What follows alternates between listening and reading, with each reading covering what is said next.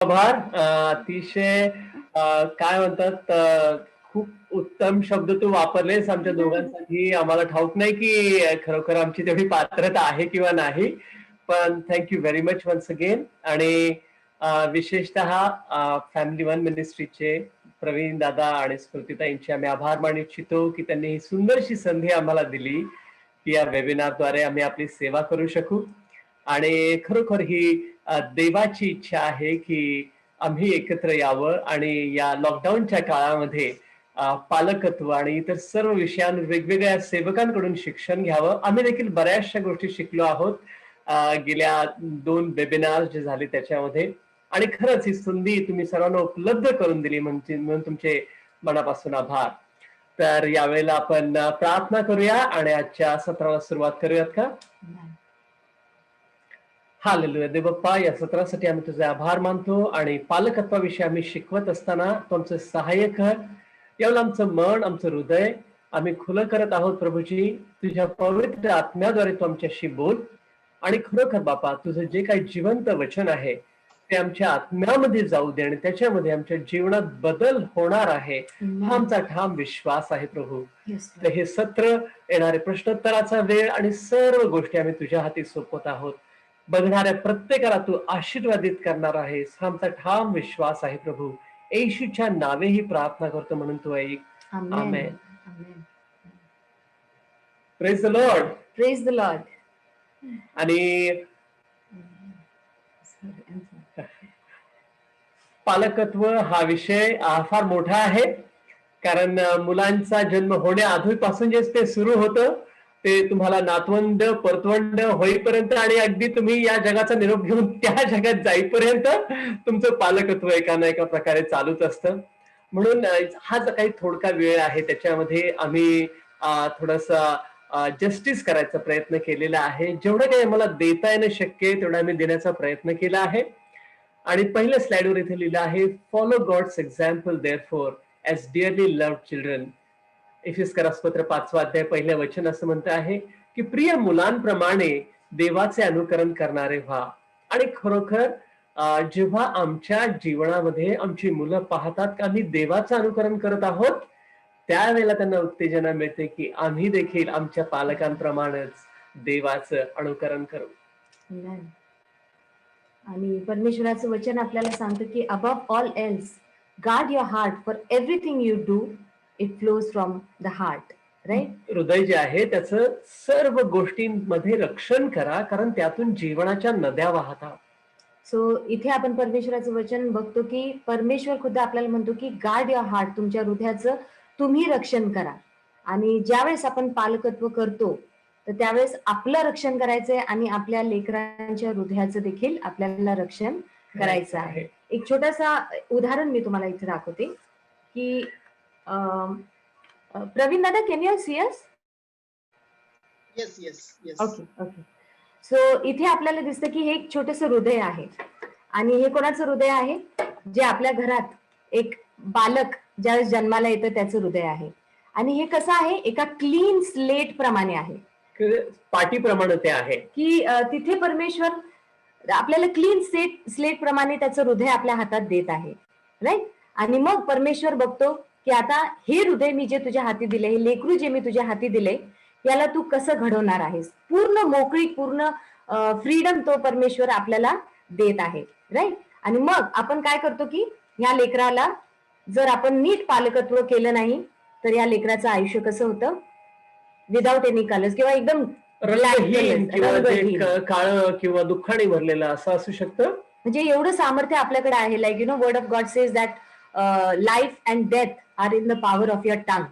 मृत्यू आणि जीवन जिभेच्या हाती आहेत. आणि जर आपण आपल्या लेकरांच्या आयुष्यामध्ये जर आपण वाईट शब्द वापरतो किंवा डिप्रेसिंग वर्ड्स जर आपण वापरत आहोत तर काय होतं? त्याचं आयुष्य असं वंडून जातं. हा, एवढं सामर्थ्य परमेश्वरांनी आपल्याला पालकांना दिलेलं आहे. आणि जर आपण त्यांचं आयुष्य असं रंगांनी भरून टाकलं की जिथे ते सुखी आहेत, आनंदी आहेत, परमेश्वरांनी ज्या कारणासाठी त्यांना आपल्या आयुष्यात पाठवलं ते कारण आपण काय करतो? साध्य करण्याचा प्रयत्न करतो. Yes, there is a time when we will fail, there are times when like जिथे आपण कधी कमी पडू आपण, हा. कदाचित चुका होतील आपल्याकडून. पण पालकत्व आपल्याला सोडायचं नाही, कारण एवढं मोठं सामर्थ्य परमेश्वरांनी आपल्याला दिलेलं आहे की जिथं आपण त्यांचं आयुष्य कलरफुल करू शकतो for the glory of God. देवाच्या गौरवासाठी आम्ही त्यांचं जीवन वेगवेगळ्या रंगांनी भरू शकतो. म्हणून तुम्ही काय पाहता, तुम्ही काय बोलता, तुम्ही काय करता, तुम्ही काय ऐकता, या सर्व गोष्टींमध्ये तुम्हाला स्वतःच आणि तुमच्या मुलांच्या हृदयाचं रक्षण करायचं आहे. शिक्षण ओके, 1 minute.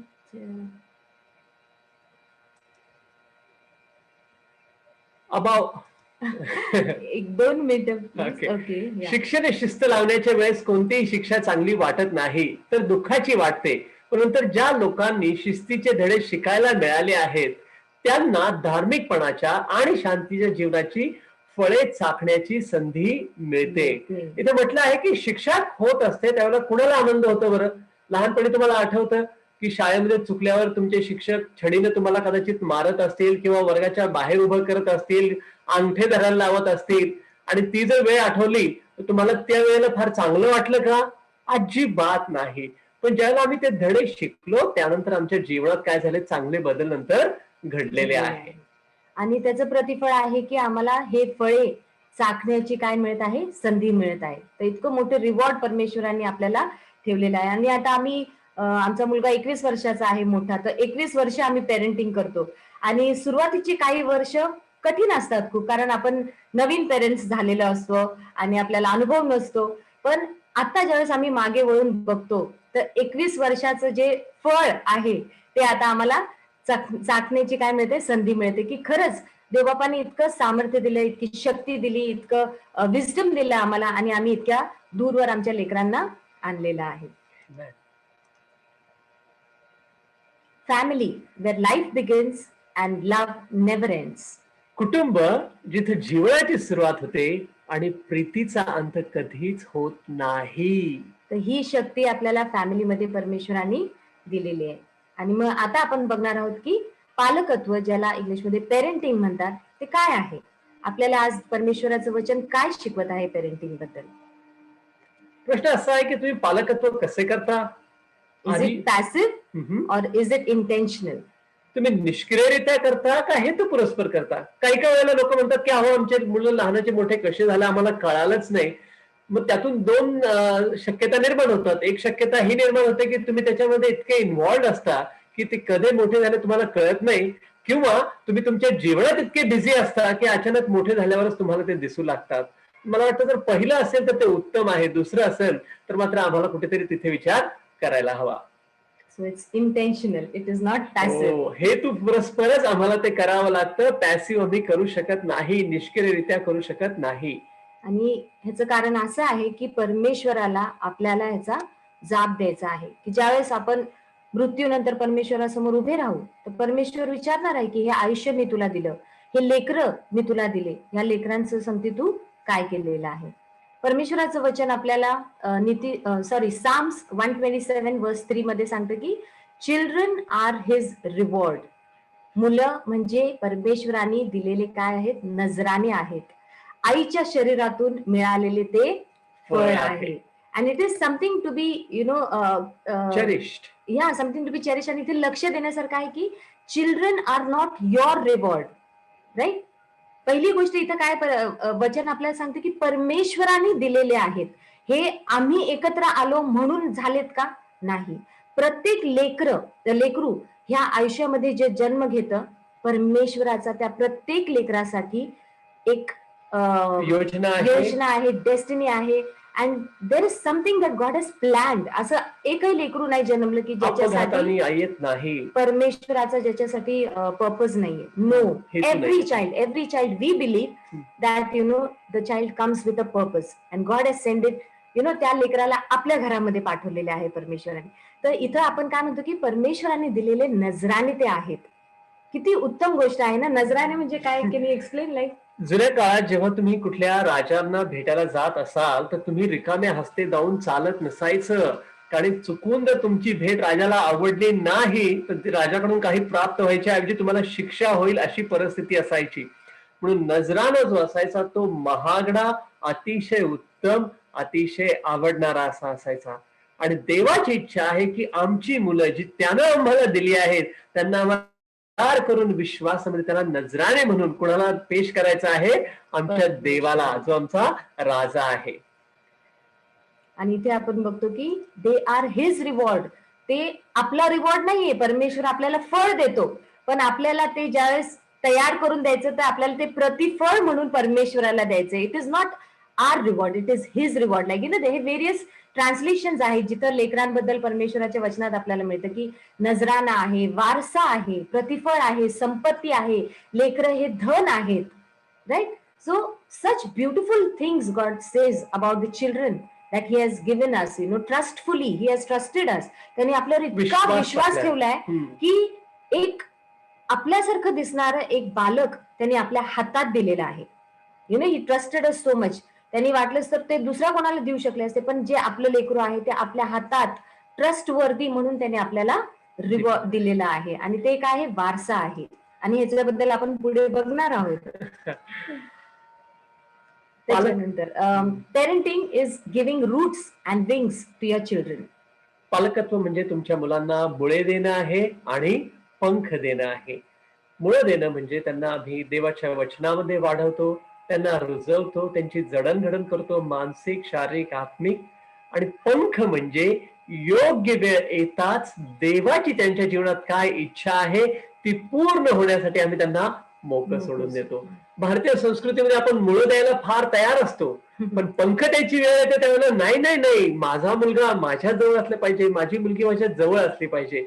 पण देवाचं वचन आम्हाला सांगतं की आम्हाला त्यांना मोकळं करून त्यांचं देवाच्या योजनेतलं जीवन जगायला आम्ही त्यांना मोकळं सोडायला हवं योग्य वेळी. राईट. आणि पंख देणं म्हणजे की एक जर आपण ऑलिव्ह ट्री आहोत, परमेश्वराचं वचन काय म्हणतं की you are like olive trees. आणि आपले लेकरं ते पण ऑलिव्ह ट्रीज आहेत, पण जैतुनाची झाड. पण एक जैतुनाचं झाड दुसऱ्या जैतुनाच्या झाडाखाली उभू शकतं का? वाढू शकत विल नाही. It prosper?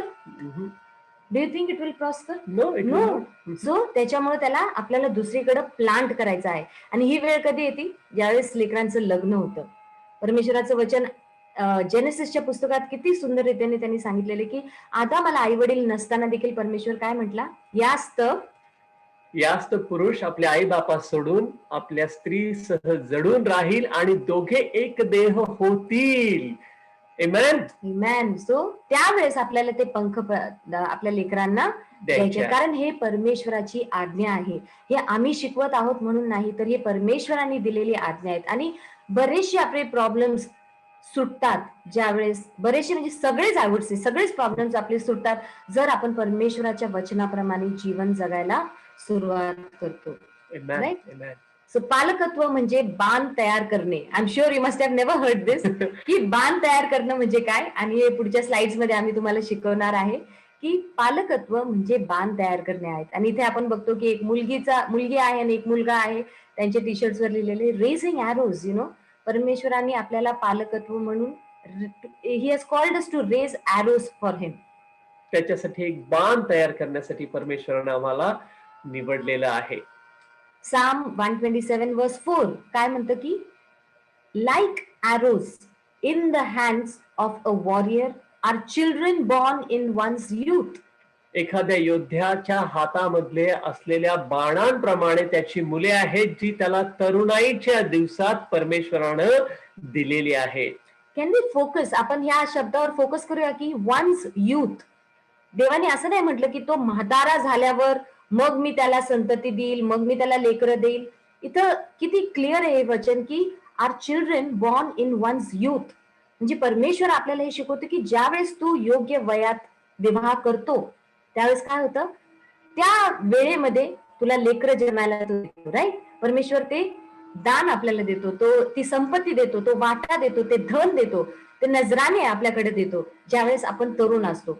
आजकालच्या पिढींमध्ये आपण बघतो की लेकरं विवाह करायला नको म्हणतात. There are many reasons for it.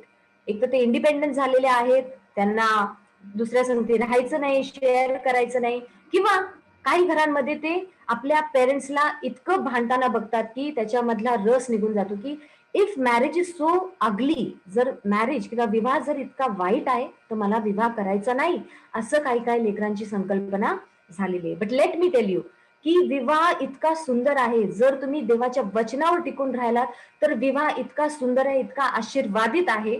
आणि जर तुम्ही तुमच्या युथ मध्ये विवाह करता तर यू आर लाईक वॉरियर्स, आणि जे लेकरं तुम्हाला होतात they are like arrows in your hands, right. Amen. So ज्या वेळेस आपल्याला लेकरं होतात त्यावेळेस परमेश्वर आपल्याला म्हणत आहे की तुम्ही काय आहात, योद्धे आहात. आणि जे तुम्ही पालकत्व करता ते काय करत आहात, तुम्ही बाणांना तयार करता. योद्धा कधी विदाऊट बाण असतो का बरं?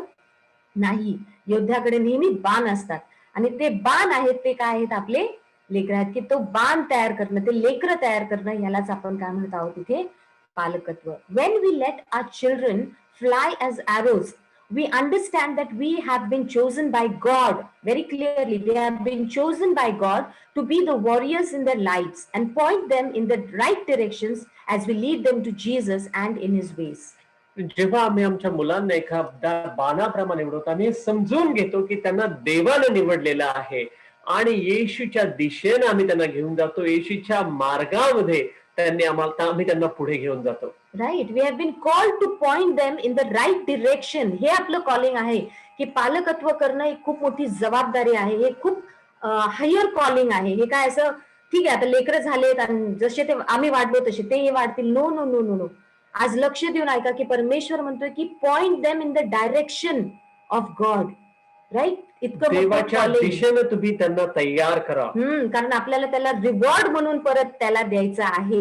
We are just stewards, we are not, ते आपल्या मालकीचे नाही येते, आपण स्टुवर्ड्स आहोत. आणि आपल्याला ही अपॉर्च्युनिटी परमेश्वराने दिलेली आहे की आपण त्यांचं संगोपन करू शकतो. आणि आपण जसे देवात वाढतो तसे आपण त्या लेकरांना देवात वाढवण्याची संधी परमेश्वर देतो. आणि इथे बघितलं की इथे खूप सारे ॲरोज आहेत, कलरफुल ॲरोज आहेत. आणि एकावर मी अभिषेक लिहिले, एकावर मी जोशवा लिहिलात, आमच्या 2 मुलांची नावं. आणि जर तुम्ही नोटीस केलं तर एकही ॲरो दुसऱ्या ॲरो सारखा दिसत नाही. काय वेगळे आहेत, भिन्न आहेत, राईट. आणि every arrow has its own purpose, right. आणि इथे आपल्याला दिसून येतं की कधी कधी लेकरांना आपण काय करतो, तुलना करतो त्यांची, की मोठा असा आहे, तू का असा नाहीयेस, ती अशी करते, तू असं का नाही करत आहे. वी नीड टू अंडरस्टँड की प्रत्येक जण या सृष्टीमध्ये ज्यावेळेस जन्म घेतो तो युनिक आहे, इव्हन आपल्या बोटावरचे जर नेल हे बघितले तुम्ही, ठसे, फिंगरप्रिंट्स, तर सायन्स आपल्याला सांगतं की एका पण माणसाचे ठसे दुसऱ्या माणसासंगती मॅच होत नाहीत, राईट. इतकं युनिक परमेश्वराने आपल्याला बनवले. मग आपण कम्पेअर का करतो आपल्या मुलांना? Why do we compare them with our own other children? Every child is unique. प्रत्येक लेकरू त्याच्या गुणांमध्ये विभिन्न आहे, त्याच्या कलेमध्ये विभिन्न आहे, स्वभावामध्ये विभिन्न आहे, त्याच्या दिसण्यामध्ये तो विभिन्न आहे, त्याच्या चालण्यात, उठण्यात, बसण्यात, सगळ्या गोष्टींमध्ये तो विभिन्न आहे. आणि हे पहिली गोष्ट आज आपल्याला स्वीकारायची आहे की आपलं लेकरू, जर तुम्हाला 2 लेकरं असतील तर ते दोघेही विभिन्न आहेत, 4 असतील तर ते 4ही विभिन्न आहेत, राईट. सो इथे आपल्याला हे शिकण्याची गरज आहे. आणि जशी इथे बोज तुम्ही बघितले की आम्ही पेरेंट आहोत, आम्ही बोज आहोत, काय धनुष्य आहोत, राईट. तर आम्ही धनुष्य नाही, सॉरी, पेरेंटिंग इज धनुष्य. आम्ही कोण आहोत? योद्धे आहोत. आमच्या हातात जे धनुष्य आहे ते काय? पेरेंटिंग आहे. मग ते पेरेंटिंग प्रत्येकाचं काय असणार आहे? वेगळं वेगळं असणार. पेरेंटिंग स्टाईल्स आर डिफरंट, आणि ते parenting styles are based on word of God first and also on the uniqueness of your child. आमचे पालकत्व करण्याची जी शैली असणार आहे ती सर्वप्रथम देवाचं वचन याच्यावर अवलंबून आहे, आणि दुसरी गोष्ट म्हणजे आमच्या मुलांचे विचार कसे आहेत, त्यांचे कलागुण, स्वभाव कसे आहेत त्याच्यावर देखील ते अवलंबून असणार आहे. आणि इथे आपण बघतो की एक बाप काय करत आहे की तो धनुष्य ताणून धरत आहे, आणि ताणताना त्या ॲरोला देखील प्रेशर पडत आहे, त्या धनुष्यालावर देखील प्रेशर पडत आहे. आणि हा जो पिता आहे तर त्याच्या पूर्ण मसल्स तुम्ही जर बघितलं तर ते काय कसे ताणले गेलेले आहेत, राईट. आणि जेव्हा आपण हे पूर्ण प्रेशर टाकतो त्याच वेळेस तो ॲरो दूर जाऊन जे लक्ष तो पेरेंट साधत आहे किंवा तो वॉरियर साधत आहे ते लक्ष त्यावेळेस ते पूर्ण होतं, राईट. जर तुम्ही तो धनुष्य लूज सोडला किंवा लूज पकडला तर ते ॲरो किंवा ते लेकरू लक्ष साधू शकेल का? नाही. म्हणजे पेरेंटिंग मध्ये काय आहे? आपल्याला मेहनत आहे, आपल्याला कष्ट आहेत, मध्ये रात्री उठून गोष्टी करायच्या आहेत, राईट. आणि हे सगळं आपण करत आहोत कारण परमेश्वरांनी आपल्यावर विश्वास ठेवून हे लेकरं आपल्या ताब्यात दिलेत. तर आपलं कॉलिंग काय? Direct your children on to the right path and when they are older they will not depart from it. तुमच्या मुलांना योग्य मार्गावर मार्गदर्शन करा. जेव्हा ते मोठे होतील त्या मार्गापासून ते ढळणार नाहीत. सो तुम्हाला त्यांना डिरेक्ट करायचं. जसं एक धनुष्य घेतल्यावर एक वॉरियर किंवा एक योद्धा एक नेम लावतो आणि आपला नेम काय आहे की आपल्याला त्यांना स्पिरिच्युअल गोष्टीमध्ये त्यांना वाढवायचा आहे, आत्मिक गोष्टींमध्ये. ज्यावेळेस आपण मरण पाहू आणि वर जाऊ, परमेश्वर विचारणार नाही की तू कंपनीचा सीईओ होतास का, तू किती कमाई केलीस, तुझं पॅकेज किती होतं, तुझ्याकडे शिक्षण किती किती कार होतं? आहेत किंवा शिक्षण किती आहे, तुझे किती बंगलोज आहेत, हे विचारणार आहे का परमेश्वर? नाही. परमेश्वर म्हणणार आहे की तुझ्यासारखी दिसणारे तुझी लेकरं मी तुला दिली, काय केलं त्यांची संगती? तुझी बायको मी तुला दिली, काय केलंस तू त्यांची संगती? तुला मी इतकं मोठं पाचारण दिलं, काय केलंस तू त्याच्या संगती? किती आत्मे तू ह्या सर्व गोष्टी वापरून किती आत्मे तू माझ्यासाठी जिंकलेले आहेस? हे कॉलिंग, हे परमेश्वर आपल्याला विचारणार आहे. सो आपलं पेरेंटिंग शुड बी इंटेन्शनल, की खूप जाणीवपूर्वक, हेतुपुरस्पर असलं हेतुपुरस्पर असलं पाहिजे की देवाला आपल्याला या सर्व गोष्टींचा जाप द्यायचा आहे. आणि इथे म्हटलेलं आहे की जो कोणी अशा एका लहान बालकाला माझ्या नावाने स्वीकारतो तो काय करतो? मला स्वीकारतो. आणि परमेश्वराचं वचन हे सांगतं की तुझा भाता मुलांनी भरून टाक. राईट? जो माणूस त्याचा भाता मुलांनी भरून टाकेल तो काय होणार आहे? सुखी होणार आहे.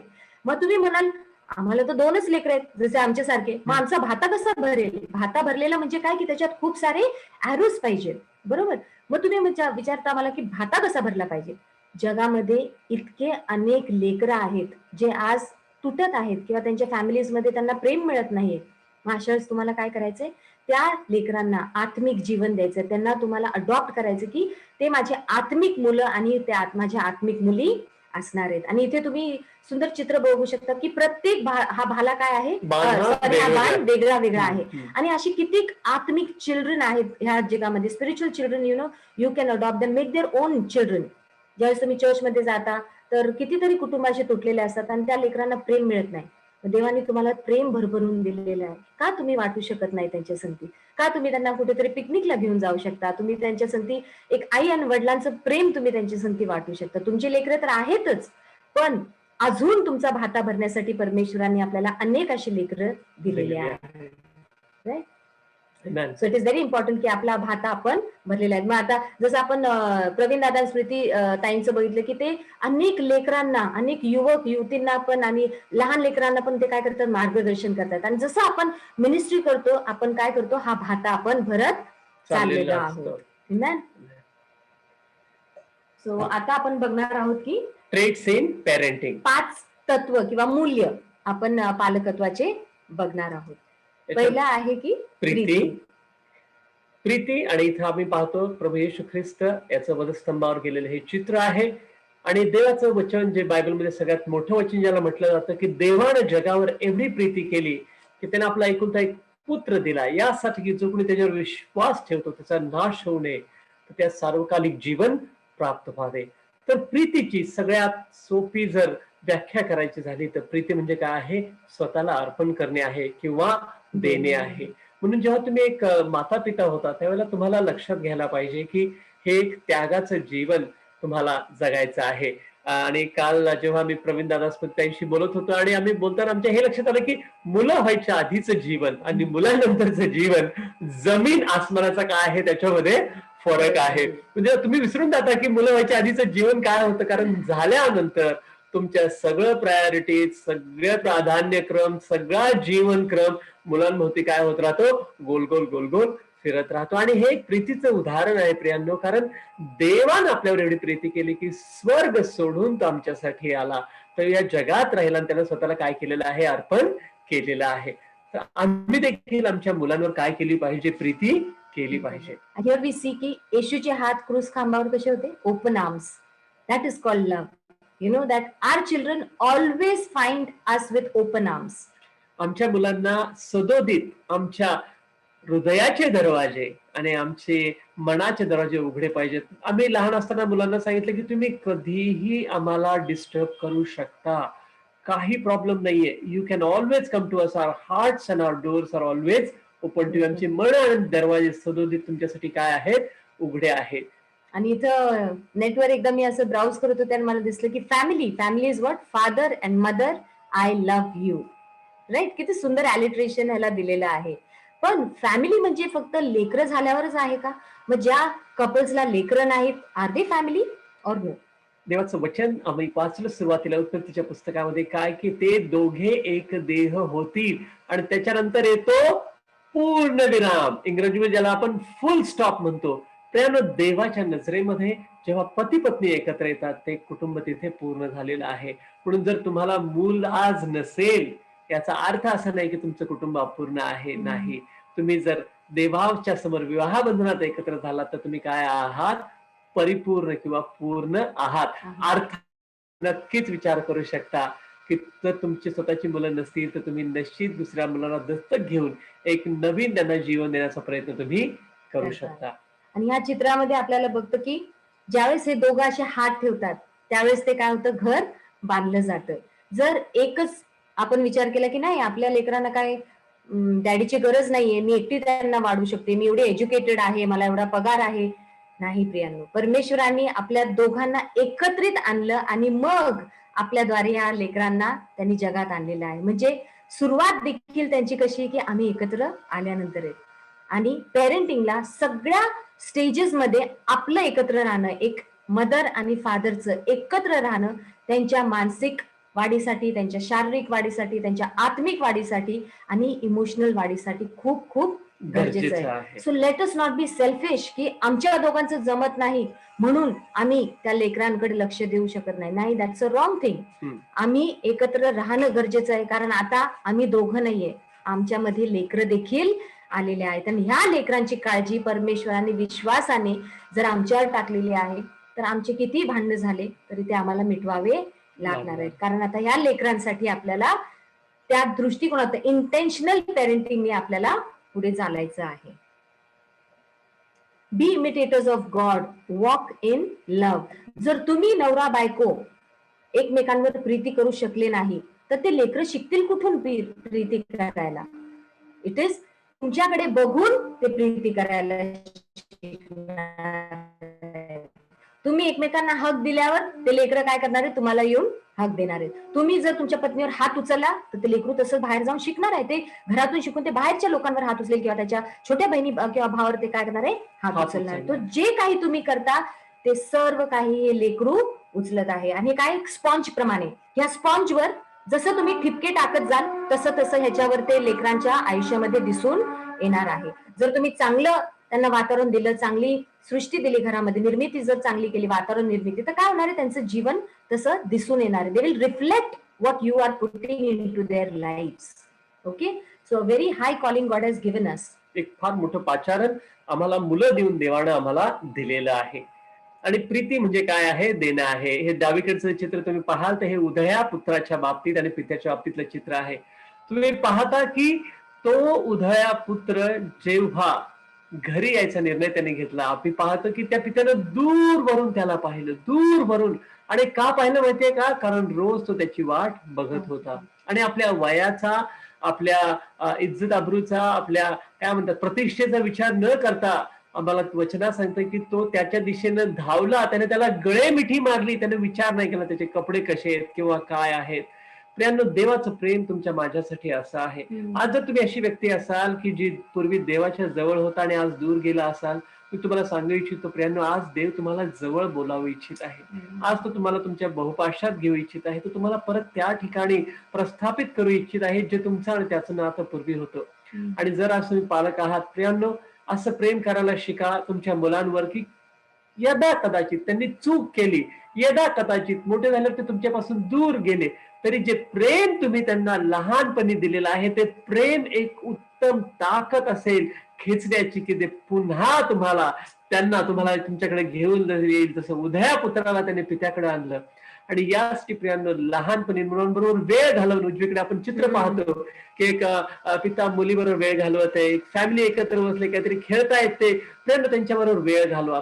मुलांसाठी तुम्ही त्यांना किती वेळ देता याच्यावरून तुम्ही त्यांना किती महत्व देता असा विचार ते करतात. आज जर तुम्ही त्यांना वेळ दिला नाही, आज जर तुम्ही पैसा कमावण्याच्या मागे, तुमच्या करिअरच्या मागे इतर गोष्टींच्या सुख समृद्धीच्या मागे धावत आहात, ज्यावेळेला एक वेळ अशी येईल की तुम्हाला त्यांच्या वेळेची गरज असेल आणि ते म्हणतील डॅडी मम्मी तुम्हाला पाहिजे तर मी तुम्हाला सगळं देतो, पण माझ्याकडे तुम्ही वेळ मागू नका, कारण वेळ माझ्याकडे नाही. म्हणून प्रियांनो, तुमच्या मुलांवर जीवापाड प्रीती करा प्रियांनो. त्यांना काय म्हणतात, जे काही त्यांचं चुका असतील त्यांना क्षमा करा, एक पाऊल पुढे जा आणि तुम्ही काय करा, त्यांना क्षमा करा. माझे वडील काही वर्ष म्हणजे काही दिवस झाले आता, सप्टेंबरमध्ये ते वारले आणि वडील गेल्यावर जास्त जाणवतं की खरंच वडिलांचं प्रेम किती महान असतं. ते लहान असताना आमच्यासाठी गरम गरम वरण भात घेऊन यायचे. मंडेला त्यांना सुट्टी असायची आणि सायकलवर ते गरम गरम आमच्यासाठी डब्बा घेऊन यायचे. आणि आज ते आठवलं की खरंच असं वाटतं की आई वडील जसं प्रेम करतात तसं दुसरं कुणी करू शकत नाही. किंवा देवा ऑफकोर्स ते गेल्यावर ते प्रेम आपल्याला दुसऱ्यांमध्ये दाखवतं, पण जे वडील आई आणि वडील आपल्यावर प्रेम करतात ते खूप वेगळंच असतं. आणि हा अनुभव परमेश्वराने आपल्याला दिलेला आहे एक आई वडील म्हणून, की इतकं तुम्ही त्यांना मेमरीज द्या त्यांच्यासाठी, की ज्यावेळेस आपली वेळ होईल ह्या जगातनं जाण्याची, तर एक मेमरीजचा साठा त्यांच्याकडे असणार आहे, की जिथे ते खंबीर असतील की नाही, मला माझ्या आई वडिलांनी इतकं भरभरून प्रेम दिलं की आज मी त्या प्रेमा इतका संपूर्ण आहे की I can freely distribute that kind of love to others. मी ते प्रेम इतरांना देऊ शकतो, तो साठा माझ्याकडे इतका प्रचंड आहे. असं तुम्ही तुमच्या मुलांना प्रेम द्यायला शिका. त्यांच्या मोडलेल्या गोष्टी, तुटलेल्या गोष्टी रिपेअर करायला शिका. त्यांचे शाळेमध्ये फंक्शन असेल, तुम्ही तिथे आवर्जून जा. कधी कधी आई बाप म्हणतात नाही मला वेळ नाही, माझं हे ते, आणि नका ते करू. पाल्य आणि काय म्हणतात ते पेरेंट टीचर मिटिंग असते, तिथे आवर्जून जा. तुमच्या लेकरांचं कौतुक करा. त्यांच्या सणा समारंभासाठी जे काही शाळेत गोष्टी असतील, मित्रांच्या गोष्टी, तिथे उपस्थित राहा. आणि शाळेत जर त्यांची गरज असेल तर निश्चित जा आणि त्यांच्यासाठी तुम्ही काय करा, उभे राहा. दुसरी गोष्ट आम्ही पाहतो की love is tough. James Topsin जे एक देवाचे सेवक आहेत, लव्ह मस्ट बी टफ. आणि प्रेमाचंच एक दुसरं पारडं आहे. काय आहे ते आहे म्हणजे शिस्त लावणं. बिली ग्रॅहम इथे म्हणतात, A child who is allowed to be disrespectful to his parents will not have true respect for anyone. एक मूल ज्याला तुम्ही आई वडिलांचा अनादर करू दिला, ते मूल इतर कुणाचाही खऱ्या अर्थानं आदर करू शकणार नाही. म्हणजे जिथं आपण भरभरून प्रेम करायचंय तिथे आपल्याला शिस्त देखील आता लावायची आहे. आणि परमेश्वराचं वचन म्हणतं की the Lord disciplines the one he loves. ज्याच्यावर तो प्रीती करतो त्याला तो शिस्त देखील लावतो. जिथं प्रीती आहे तिथं शिस्त आहे. आणि याचा अर्थ याच्यासाठी काय माहितीये का, कारण देवाला अशी मंडळी हवी आहे की जिच्यामध्ये कुठलंही किलमिश नाही, कुठलाही डाग नाही. अशी डागविरहित मंडळी त्याला हवी आहे. मग डागविरहित मंडळी हवी आहे तर मग आमच्यामधलं असलेलं अशक्तपण, कमकुवतपण, दोष तो नाही का काढून टाकणार, निश्चित काढून टाकणार. आणि ते काढून टाकण्यासाठी तो काय करणार आहे, आम्हाला शिस्त आम्ही या जगात असताना लावणार आहे. आणि ही शिस्त लावताना we have to be very very careful. एकतर पहिले की प्रेमाचा इतका कुशनिंग तिथं पाहिजे किंवा एक उशी पाहिजे की ज्यावेळेस आपण डिसिप्लिन लावू तर ती योग्य रिझल्ट आपल्याला देणार. जसं एक कंदील आपण साफ करतो. Can you explain how it is? हा, आणि तुम्ही आता मला माहित नाही तुम्ही लोकांनी किती लोकांनी कंदील पाहिलाय किंवा वापरलाय, पण माझ्या लहानपणी मला आठवतं माझ्या आजोळी जेव्हा मी जायचो त्यावेळेला संध्याकाळचा एक कार्यक्रम असायचा म्हणजे कंदिलाचा.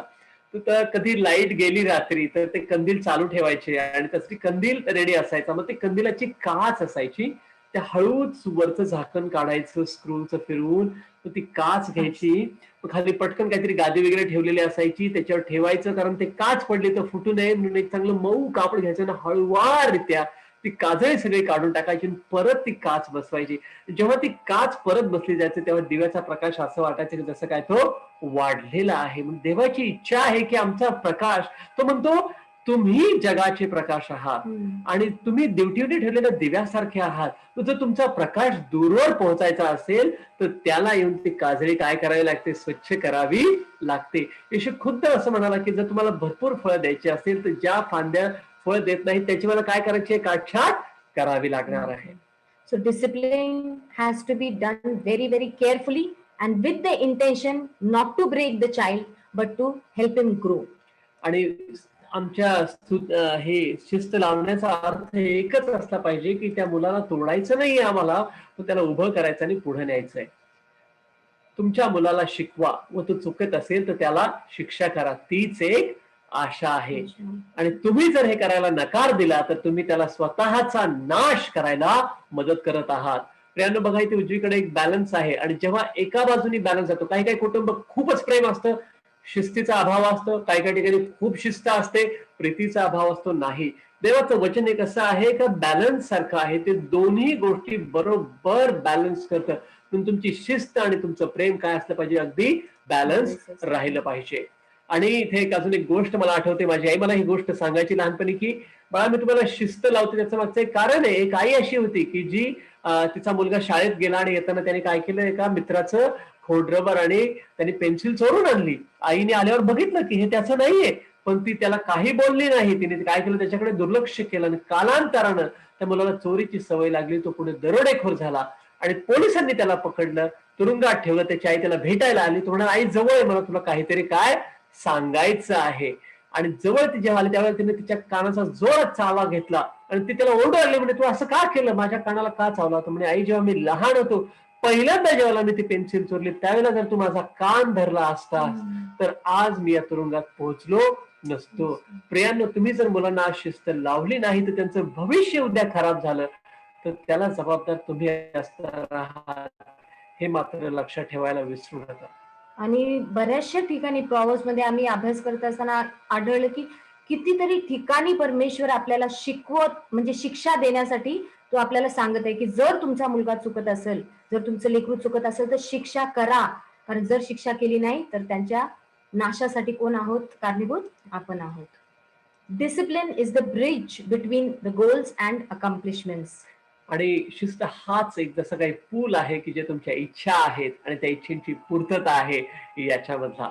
आणि डिसिप्लिन एका दिवसात आपण लावू शकत नाही, राईट. जसं इथं आपण एक हे लेकरू वर चढताना बघितलं की तो डायरेक्ट उडी मारतो तर काय होईल, तो पडणार आहे. आणि परमेश्वर आपल्याला सांगतो की नाही, discipline is a daily task.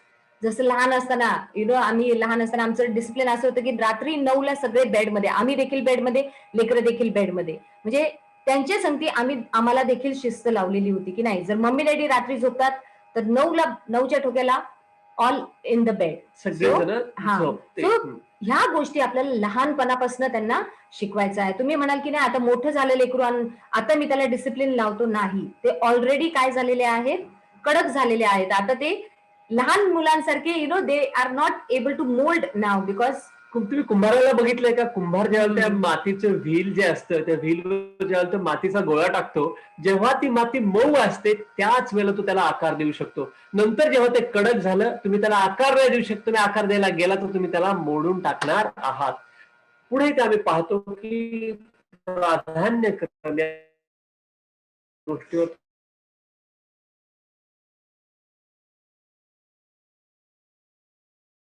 थोडस आम्ही ते स्पर्श करू इच्छितो.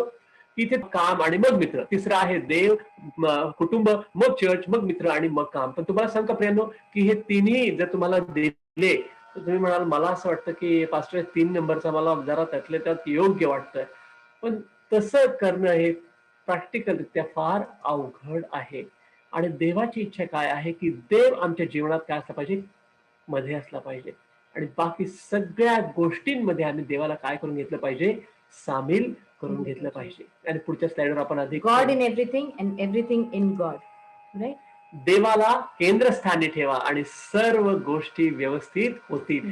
इथे आम्ही पाहतो की एका सायकलचं जे चक्र आहे त्याचा मध्यभाग जो आहे तो कोण आहे, परमेश्वर आहे. मग तुमचे आर्थिक गोष्टी, नातेसंबंध, शिक्षण, काम, चर्च, सोसायटी, मुलं, तुमची पत्नी, हे सर्व काय आहे त्याला जोडलेले आहेत. म्हणजे तुमच्या प्रत्येक गोष्टीमध्ये परमेश्वराला तुम्हाला काय करायचंय, प्रथम स्थान द्यायचं आहे. म्हणजे काही लोक म्हणतात की हा आता मी सकाळचा 1 तास परमेश्वराला दिला, now the rest 23 hours are mind.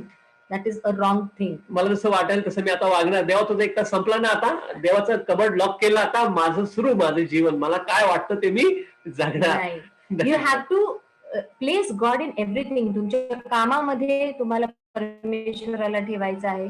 What is the Lord saying in the place where you working. ज्यावेळेस तुम्ही लेकरांना वाढवता, what is the Lord teaching you. ज्यावेळेस तुम्ही आई वडिलांशी संभाषण करता, नातं ठेवता, तर what is the Lord teaching you. ज्यावेळेस तुम्ही चर्चमध्ये जाता, what is the Lord teaching. सगळ्या गोष्टींमध्ये परमेश्वराला आपल्याला स्थान द्यायचं आहे. ज्या गोष्टींसाठी तुम्ही वेळ देता त्यावरून दिसते की तुमच्यासाठी काय महत्वाचे आहे. आणि आता आपण बघतो की like mothers are also working right to support the family. आई पण आता काम करत आहे, स्त्रिया भरपूर काम करत आहेत आणि कुटुंबाला सपोर्ट देण्यासाठी. राईट. तर मग अशा वेळेस तुम्ही काय करता की कुठल्या गोष्टींना तुम्ही जास्त वेळ देत आहात, तुमच्या कामाला वेळ देत आहात किंवा तुम्ही छंद आहेत त्याला वेळ देताय का? की आता तुम्ही कामावर थकून आले तर आता मला रिलॅक्स व्हायचं आणि मला आता सिरियल्स बघायचे माझे, का तर मी दिवसभर काम करून आलेली आहे आणि मग घरात कामवाली बाई आपलं स्वयंपाक करते.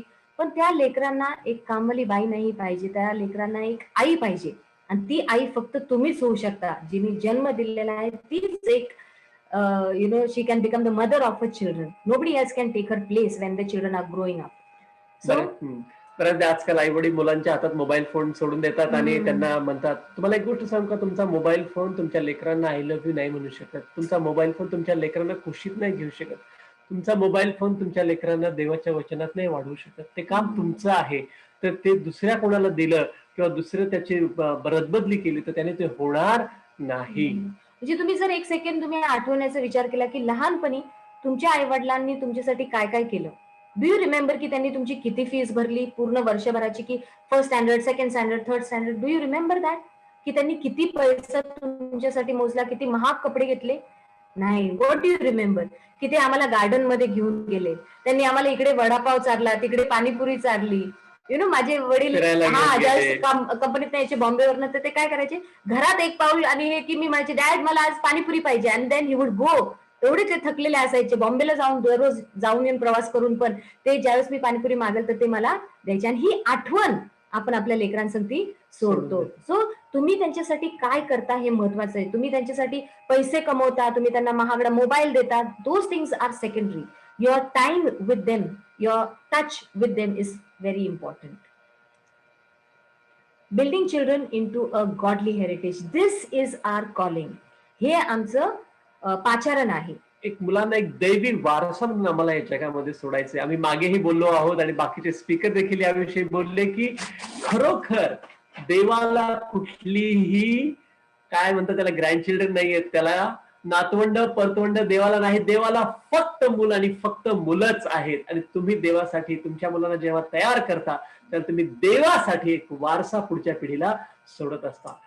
तुम्ही जे बोलता तो तुमचा प्राधान्यक्रम नव्हे, तुम्ही कसे जगता यावरून ते काय आहे लोकांना कळत आहे. म्हणजे जर मी म्हटलं की हा मी वेळ घालवते प्रभू संगती, पण do my children see me praising the Lord, reading my Bible, do they see me like that?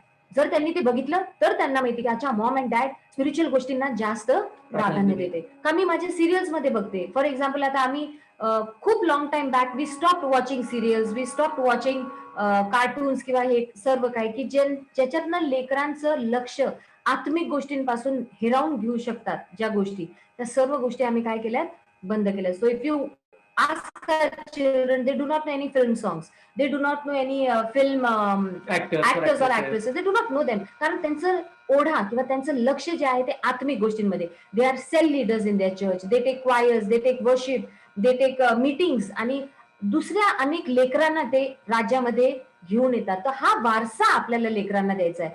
कुठले मूव्हीज मध्ये तुम्ही मूव्हीज बघता किंवा तुम्ही काय गाणे गाता दिवसभर, दॅट इज नॉट इम्पॉर्टंट. तुम्ही तुमच्या लेकरांमध्ये कुठलं गॉडली हेरिटेज सोडून जात आहात, दॅट इज मोर इम्पॉर्टंट. दुसरी गोष्ट आपण बघतो आदर. सर्व लोकांचा आदर करा, सर्वांचा आदर करा, कारण आम्ही देवाचे प्रतिरूप आहोत. आणि आम्ही आमच्या लेकरांना देखील हे शिकवतो की सर्व लोकांचा तुम्ही आदर करा, कारण त्या सर्व लोकांना देवानं आपल्या प्रतिरूपामध्ये बनवलेलं आहे. पहिली गोष्ट आपण शिकलो की जसं आपण एकमेकांवर प्रेम करायला लागतो तसं ते लेकरं प्रेम आपल्याकडनं शिकतात करायला. दुसरी गोष्ट, आम्ही एकमेकांचा प्रथमतः आदर करायला शिकला पाहिजे. की एक पत्नी आणि एक पती जर ते एकमेकांचा आदर करू शकले नाहीत तर ते लेकरं कुठून आदर करायला शिकणार आहेत, राईट? परमेश्वराचं वचन आपल्याला सांगते की सर्वांचा आदर करा. Y? Because every human being is made in the image of God. ह्या कारणासाठी आपण आदर केला पाहिजे. कोण किती कमवतं किंवा कोणाकडे काय आहे ह्या गोष्टींवर आपला आदर नसावा, तर ते केवळ देवाच्या प्रतिरूपात बनवले गेलेले आहेत म्हणून आम्हाला त्यांचा आदर करायचा आहे. So again I say each man must love his wife as he loves himself and the wife must respect her husband.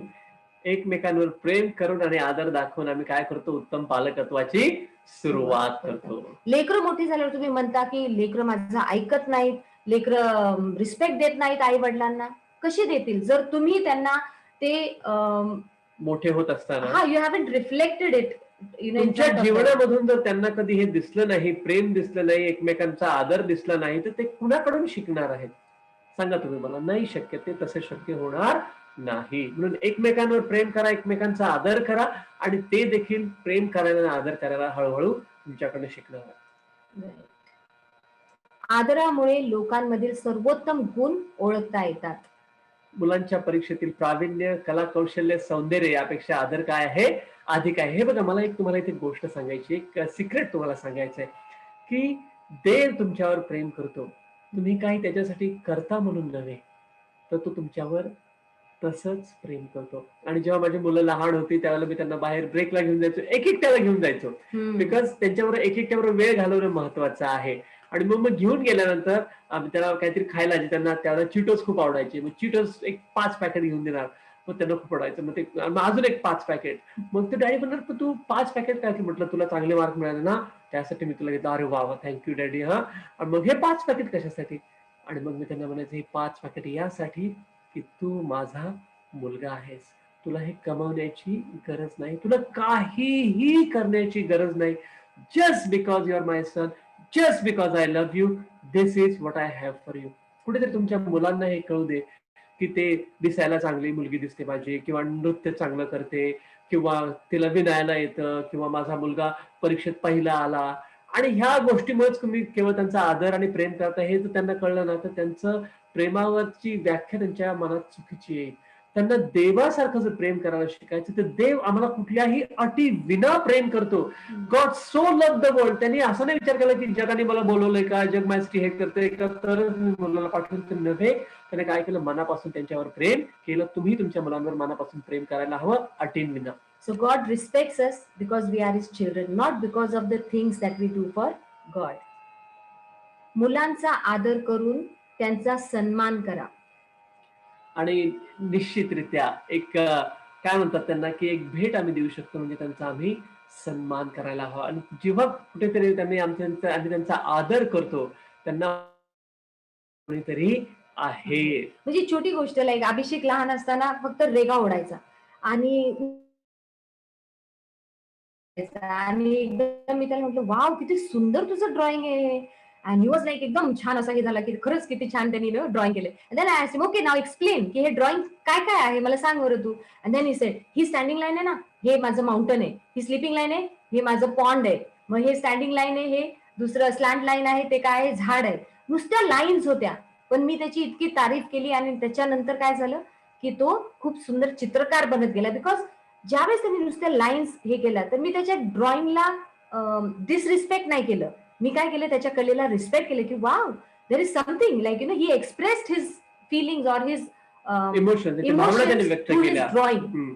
So जर मी त्याला डिसरिस्पेक्ट केलं असतं तर त्याला डिसरिस्पेक्ट केल्यासारखं ते असलं असतं.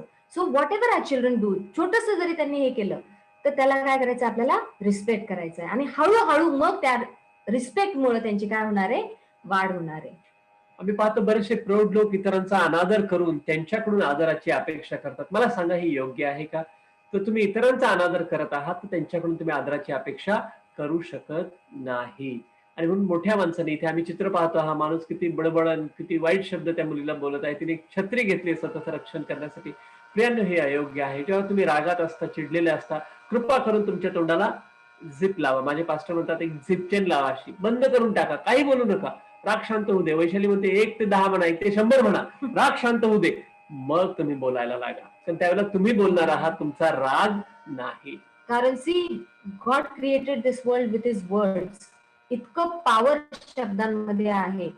एक शब्द जर तयार करणार आहेत आणि एक तुम्ही अप्रिसिएशनचा शब्द किंवा रिस्पेक्टनी एक शब्द बोलला तर काय होणार आहे, स्तुतीचा शब्द दिला. फ्रुटफुल. या सो हे सामर्थ्य आपल्याकडे आहे. जसं म्हटलं मी सुरुवातीला की life and death is in the power of tongue. तुम्ही जे शब्द बोलतात आई वडील म्हणून, ते इतके सामर्थ्यशाली इतके असतात. सामर्थ्यशाली आहेत की either they can break a children's life or they can break तुम्ही मेक तुमच्या और मुलांचं ब्रेक. जीवन उभारू शकता किंवा उद्ध्वस्त करू शकता तुमच्या शब्दांद्वारे. तुम्ही पाहता की यहुदी लोक जगात कुठेही जातात तिथे नेहमी यशस्वी होतात, कारण त्यांचे आई वडील कधीही त्यांना घराच्या बाहेर पाठवतात, त्यांच्यावर हात ठेवतात, देवाचा आशीर्वाद, देवाची आशीर्वचनं त्यांच्यावर बोलतात, मगच बाहेर पाठवतात. तुम्ही बघता जगामध्ये कुठेही जातात ते यशस्वी झालेले आम्ही पाहतो. आणि ज्यावेळेस तुम्ही अनादर करता त्यावेळेस काय होतं, मुलांच्या भावनिक, शारीरिक, मानसिक सीमांचा तुम्ही भान ठेवत नाही. आणि मग जर तुम्ही त्यांचा मान ठेवला नाही तर ते देखील तुमचा, ज्यावेळेस ते मोठे होतील, लहान असताना त्यांना तेवढी पॉवर नसते टू रिटॅलिएट, नाही का, परत तुम्हाला मारायसाठी त्यांच्यामध्ये पॉवर नसते, पण ज्यावेळेस ते मोठे होतील आणि वारंवार ज्यावेळेस तुम्ही त्यांच्या सीमांचं उल्लंघन कराल तर एक दिवस असा येईल की ते लेकरू तुमच्यावर हात देखील उचलू शकतं. का? कारण तुम्ही वारंवार त्यांच्या भावनिक, शारीरिक आणि मानसिक सीमांचा तुम्ही उल्लंघन केलेलं. उल्लंघन केले. You cross their boundaries, right. एक ठराविक वयापर्यंत तुम्ही मुलांवर हात उचलू शकता, त्याच्यानंतर तुम्ही उचलू शकत नाही हे समजून घ्या. त्यांना शिस्त लावण्याचे वेगळे मार्ग आहेत, ते मार्ग तुम्ही शिका, पण त्यांच्यावर हात उचलू नका. How much time are you going on your knees and praying for your children? जर तुम्ही तुमच्या गुडघ्यांवर त्यांच्यासाठी रडून प्रार्थना केली तर परमेश्वर त्यांचं अंतःकरण बदलणार नाही का? निश्चित. Will you have to use rod a rod or something when they are grown up?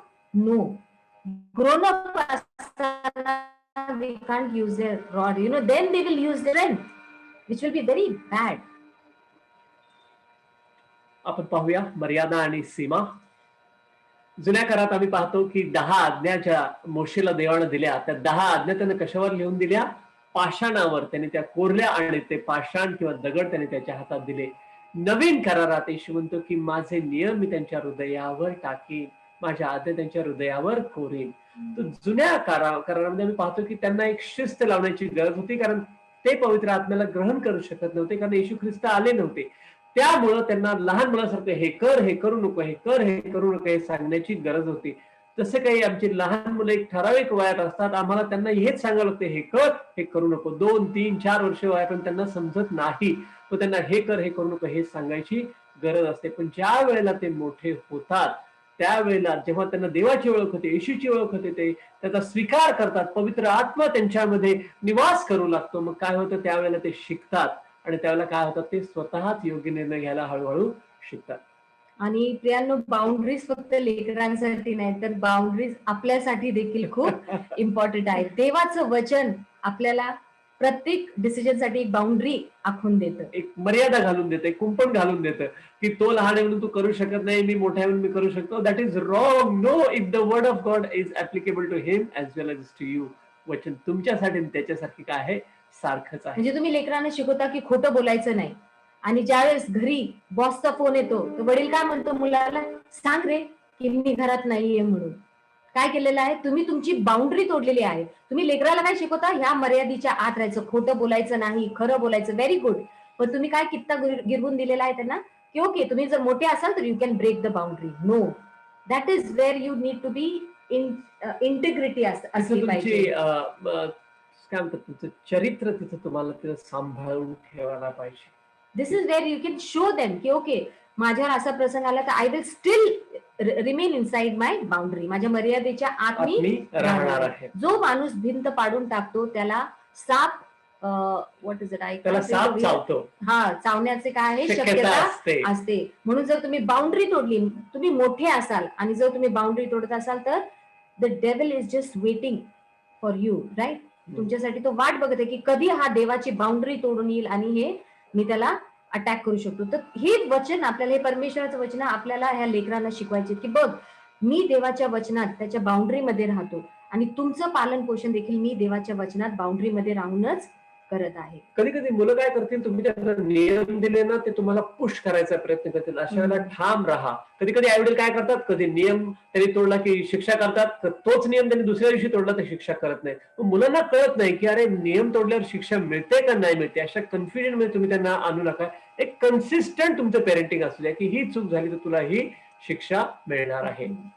The only way to fight negative thoughts is to speak God's word.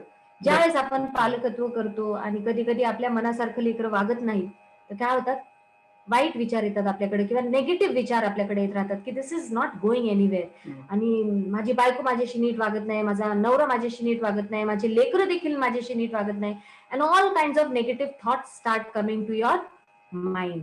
Late me give you a strategy.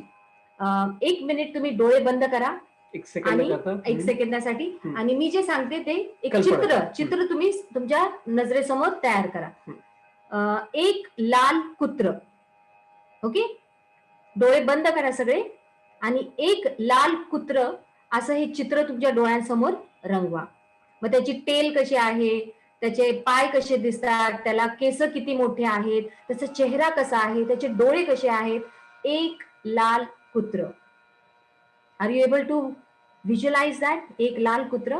बघू शकता का तुम्ही डोळे बंद केल्यावर तुमच्या कल्पनेमध्ये? आता माझ्या मागे म्हणा पांढरी मांजर. पांढरी मांजर.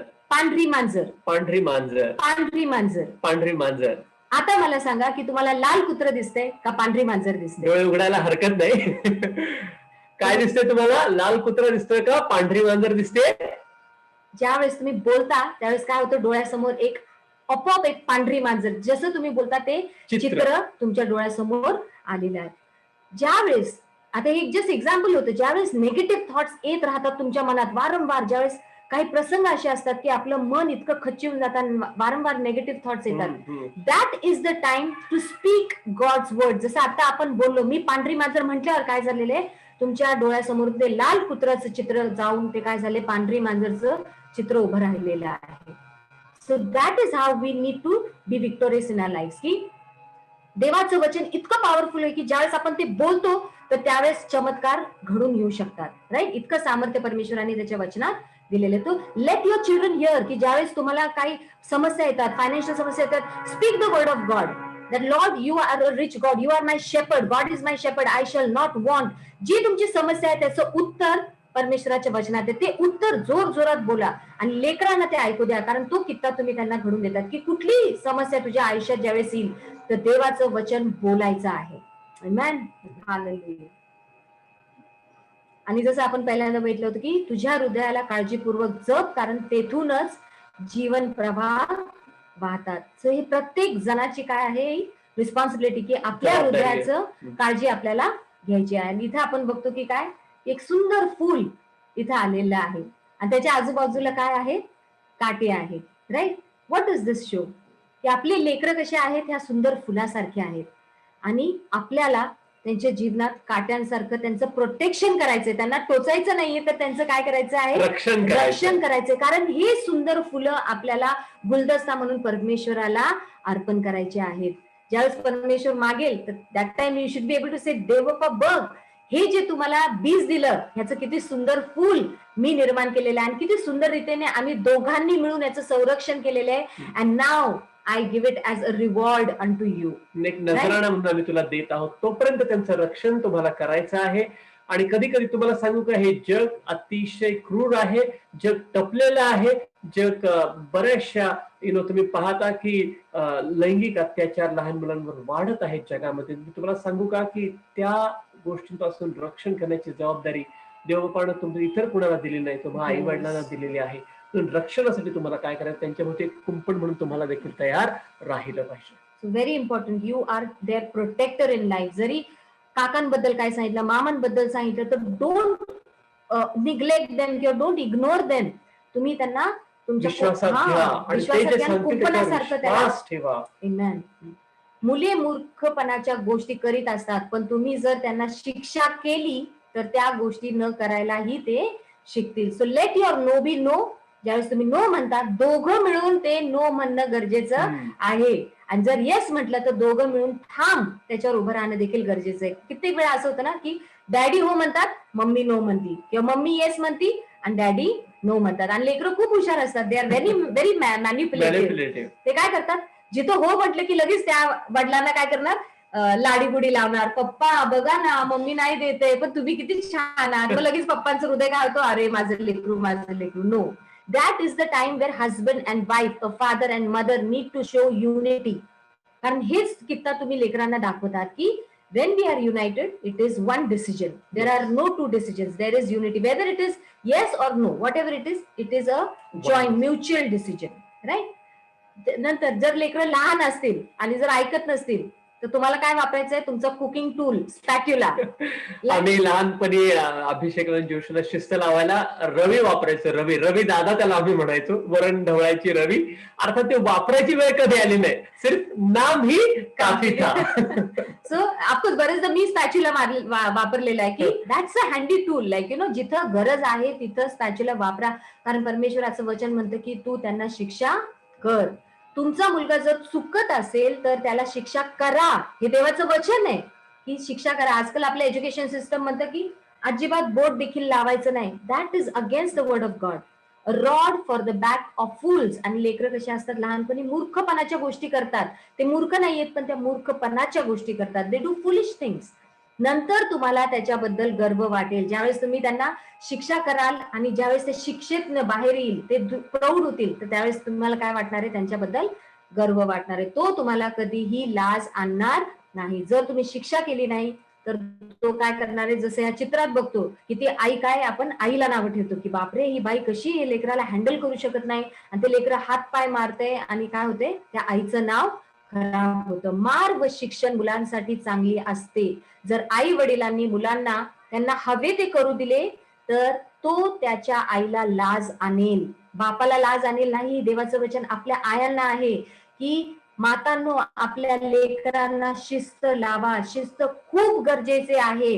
जर तुम्ही त्याच्यामध्ये तो बाण किंवा तो धनुष्य जर तुम्ही लूज सोडलं, तुमचं पेरेंटिंग लूज सोडलं, तर तो तुम्हाला लाज आणणार आहे. आणि देवाचं वचन आहे, इतकं क्लिअर आपल्याला दिलेलं आहे देवाचं वचन की जिथं मार पाहिजे तिथं मार द्या. मी कॅन्डलचे चटके द्यायचे लेकरांना.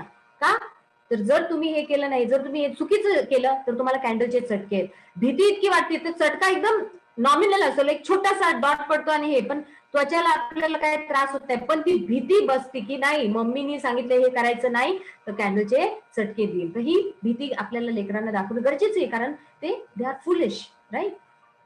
और they act foolishly. They are not foolish, they act foolishly. त्यांचं वागणं मूर्खपणाचं असतं. आमची मुलं मूर्ख असू शकत नाहीत, देवाने दिलेली आहेत, ती शहाणीच आहेत.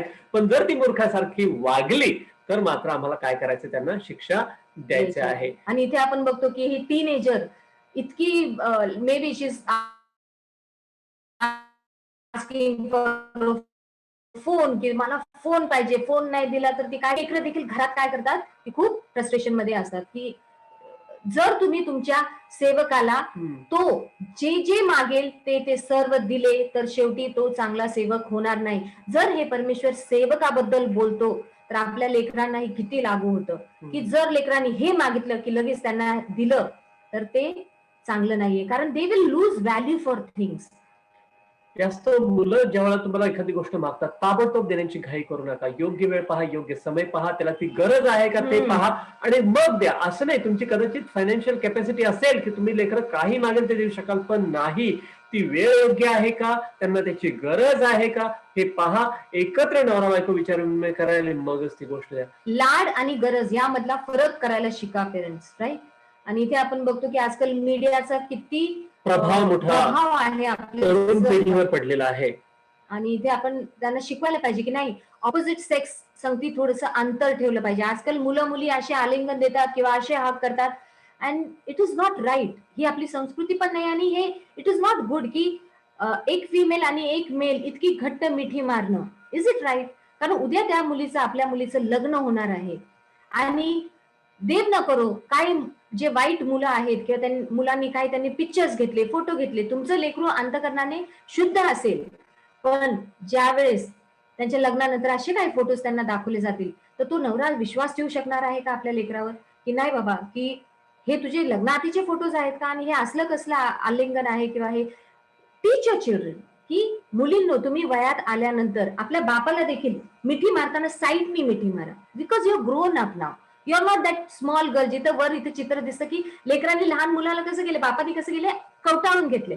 पण मोठं झाल्यावर एक रिस्पेक्ट आपल्याला ठेवायचा आहे की नाही, आता माझी मुलगी काय आहे लग्नाच्या वयाची तर I should hug her from the side. You know, we should set standards for them. हे आपण घरात आपण शिकवलं पाहिजे. जर तुम्ही Okay. तुमच्या मुलांना किंवा मुलींना सेलफोन घेऊन दिला आहे तर मग ते काय बघतात हे पाहणं देखील तुमचं कर्तव्य आहे. ते फेसबुकवर काय करतात, ते युट्यूबवर काय बघतात, इतर काय बघतात, कुठल्या प्रकारचे मित्र त्यांचे मैत्रिणी आहेत ह्याच्यावर लक्ष ठेवणं हे तुमचं कर्तव्य आहे प्रियानो. कारण जर त्यांचं पाऊल घसरलं तर तुम्हाला ते कळायला हवं.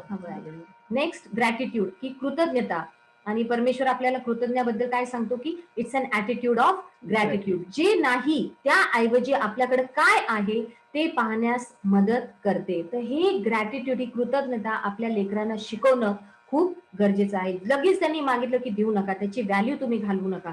इथे आपण बघतो की हे सगळे हे लेकरू की ज्याला पाय नाहीत आणि काय होतंय की हे बाजूचे लेकरू त्याला मदत करत आहे, की त्यांना ग्रेटफुल राहायला शिकवा, की आपल्याला परमेश्वराने चांगलं शरीर दिलेलं आहे, सुदृढ शरीर दिलेलं आहे. हे लेकरूवर इथं बघतो आपण किती मुलगी किती कष्टाने जीवन जगत आहे, एवढं कठीण ती गोष्ट करत आहेत आणि कितीतरी लेकरं आज सफर होत आहेत. पण आपल्या लेकरांना जर देव आपण अशा घरात ठेवले की त्यांना सगळं मिळतं, तर त्याची व्हॅल्यू कदर करायला तुम्ही त्यांना शिकवलं पाहिजे. Little actions build to big feelings.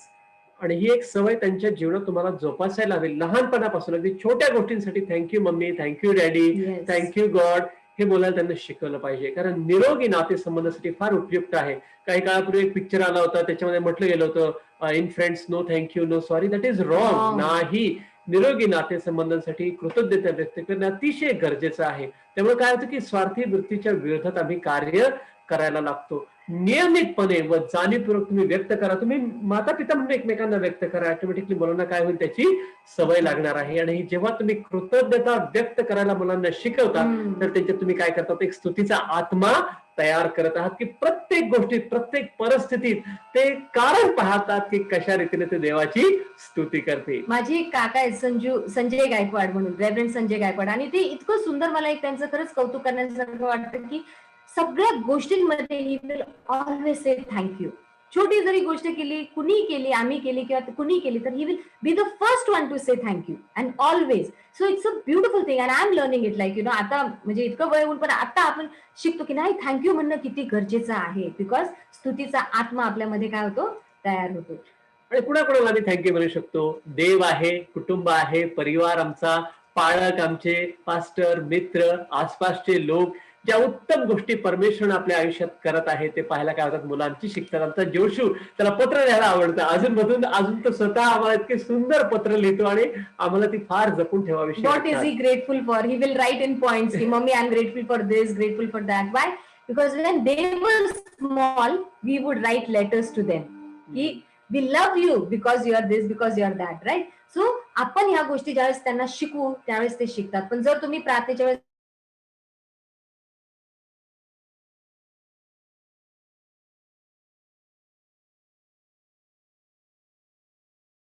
कृतज्ञता दिसू दे. म्हणजे तुम्ही एक छोटासा, जर लेकरं लहान असेल, एक जार बनवा आणि त्याच्यामध्ये रोज लेकरांना सांगा, what are you thankful to mom, what are you thankful to dad, what are you thankful for your aaji, your ajoba, your brother.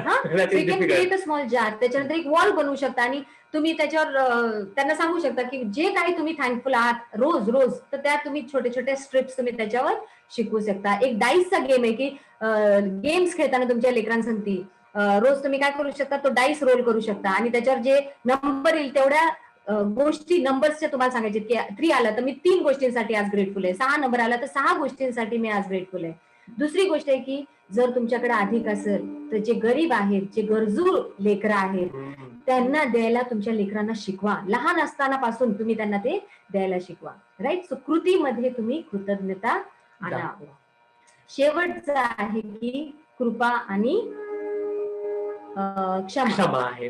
प्रभू जबरदस्ती करण्याकडे नव्हे तर प्रेरणा देण्यामध्ये विश्वास ठेवतो. त्याची इच्छा आहे की आम्ही स्वतःहून त्याच्याशी प्रेम करावं, स्वतःहून त्याच्याशी संबंध ठेवावे. आणि आमच्या लेकरांना आम्हाला हे शिकवायचं आहे की देव क्षमाशाली परमेश्वर आहे आणि हे कुठेतरी आमच्या कृतीमधून त्यांना दिसलं पाहिजे. ते आपण बघितलं उदया पुत्राच्या जीवनामध्ये की त्याच्या बापाकडे आला, बापाने त्याला काय केली आहे, क्षमा केली आहे.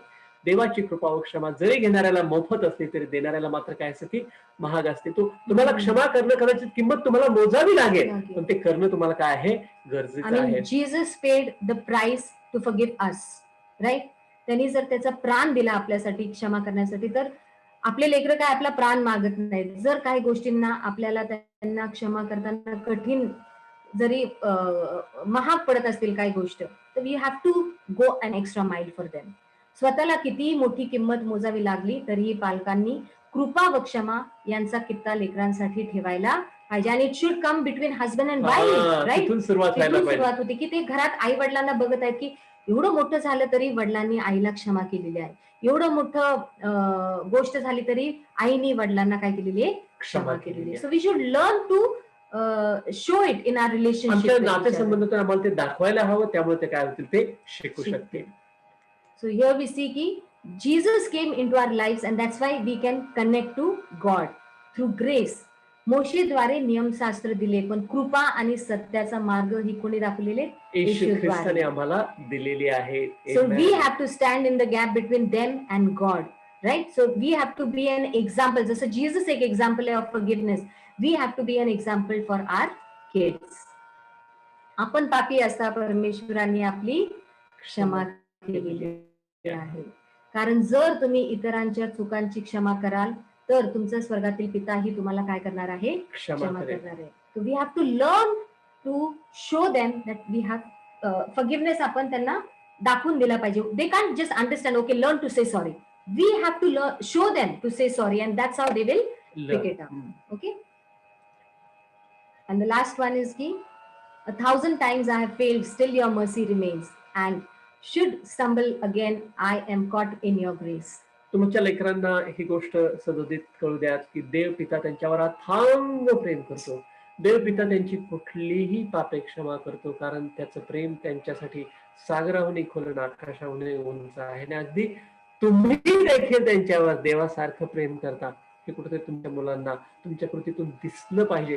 त्या उभ्या पुत्राला का घरी परत यावंसं वाटलं? कारण त्याला ठाऊक होतं की त्याचा बाप त्याच्यावर तेवढंच प्रेम करतो. त्याने इतक्या चुका केल्या तरी तो पदरात घेऊ शकतो, कारण लहानपणी त्याने त्याला वाढवताना ते प्रेमाची चव त्याने अनुभवली होती, म्हणून त्याचं धैर्य परत त्या पित्याकडे येण्याचं झालं. तसं तुमच्या मुलांकरता तुमचं प्रेम, तुमची कृपा असू दे, तुमची क्षमा त्यांच्यासाठी देवासारखी मोठी आणि महान असू दे. Would you like to explain that, how a woman is like, हा, आणि देवाचं वचन आम्हाला सांगतं की तुमची स्त्री ही तुमच्या मेजाभोवती असलेल्या वेलीसारखी आहे आणि तुमची मुलं ही जैतुनाच्या रोपांसारखी आहेत. तुम्हाला माहितीये की रोपं जे असतात ते नर्सरीमध्ये बनवले जातात, तयार केले जातात, पण ती तिथेच राहतात का? नाही. तुम्हाला त्यांना तिथून कुठेतरी घेऊन त्यांना काय करावं लागतं? रोपण करावं लागतं. अगदी त्याच प्रकारे तुमची मुलं जी आहेत ती देवाने तुम्हाला दिलेली आहे. तुम्ही त्यांची वाढ करा, तयार करा. जेथे देव त्यांना वाटेल तिथे त्यांना रोपण करेल. पण तुमची आई, तुमची पत्नी जी आहे ती तुमच्याबरोबर आहे. कधी कधी स्त्रिया काय चूक करतात माहितीये का? मुलं ज्याला हाताशी येतात, नवऱ्याला दूर करतात, मुलांना जवळ करतात. मला तेव्हा माझी मुलं काळजी घेतील, तुमचं काय माहित नाही मला. किंवा मग अशा वेळेला काय होतं की तो पती जो आहे तो पत्नीपासून दूर जातो. मग कालांतर जेव्हा त्या मुलाचं लग्न होतं किंवा मुलगी लग्न होऊन तिच्या सासरी जाते, मग ही आई एकटी पडते, मग तिला नवऱ्याकडे यायची इच्छा होते. तेव्हा तो म्हणतो, नाही बाबा, ज्यावेळेला मला तुझी गरज होती मला टाकून दिलं, आता मला विचार करायला पाहिजे. तुमच्या मुलांना तुमच्या नवऱ्याचे ठिकाणी सरोगेट हजबंड बनवू नका. ती देवाची इच्छा नाही, कारण तुम्ही एखाद्या वेलीप्रमाणे त्याच्या मेजाभोवती आहात. तुमची मुलं काय रोपासारखी आहे ज्यांना तुम्हाला प्लांट करायचं आहे. set godly patterns, godly standards through your marriage, through your parenting style. तुमच्या पालकत्वाद्वारे, तुमच्या विवाहाद्वारे तुमच्या मुलांसाठी एक दैवी तुम्ही शैली ठेवा, एक स्टँडर्ड ठेवा, एक स्तर ठेवा, आणि मुलं तुमची काय करते त्याच्या मागे फॉलो करते. Guard your heart, for everything you do flows from it. आपल्याला या लेकरांना इटर्निटी मध्ये न्यायचं आहे. सार्वकालिकतेमध्ये न्यायचं आहे. कुठे? Either in hell or in heaven, right? Eternal hell आहे आणि इटर्नल हेवन आहे. तर लेकरांना आपल्याला असं वाढवायचंय की आपल्या संग असणार आहे. Amen. Amen. Hallelujah. आपण एक छोटीशी प्रार्थना करू आणि आजचं सत्र इथे संपूया. देवप्पा, हे शिक्षण तू आम्हाला घेऊ दिलंस, आम्ही शिकू शकलो, आमचे कान उघडे होते, आमचं हृदय उघडे होते. जे काय आम्ही शिकलो प्रभू येशू, पवित्र आत्मा ते आमच्यामध्ये स्थिर कर, मजबूत कर. आणि जर काही आमच्यासाठी करेक्शन आलं असेल तर ते करेक्शन आमच्या जीवनामध्ये करण्यासाठी तुमचं सहाय्य, आमची मदत तू कर बापा. आणि हे पालकत्वाचं शिक्षण घेऊन आमच्या मुलांना उत्तम शिक्षण देऊन प्रभू येशूचे उत्तम शिष्य, आत्म्यानं खरेपणाने उपासना करणारे पित्याचे उपासक असे बनवण्यासाठी आमचं सहाय्य कर प्रभू. येशूच्या नावात प्रार्थना करतो म्हणून तो ऐक. आमेन. आमेन. ओव्हर टू यू प्रवीण दादा.